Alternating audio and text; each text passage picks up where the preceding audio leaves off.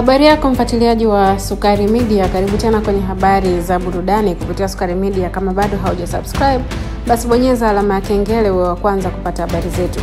Na leo hii Miss Tanzania mwaka 2023 Christina Bukera ametangaza kuwa hatoshiriki mashindano ya Miss World 2025, na kupitia chapisho lake kwenye mitandao ya kijamii amesema uamuzi huo ni kutokana na kukosa uungwaji mkono na kutokuwa na maandalizi ya kutosha kushiriki mashindano hayo makubwa.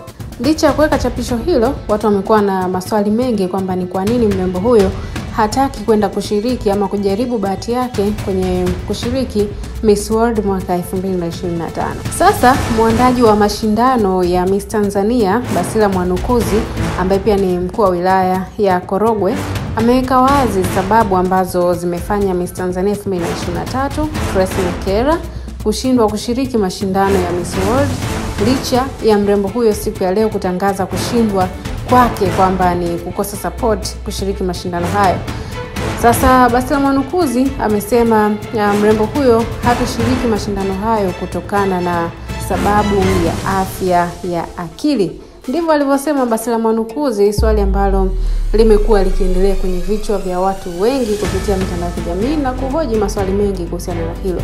Wewe una maoni gani kuhusiana na hili? Tupia comment yako kupitia comment section.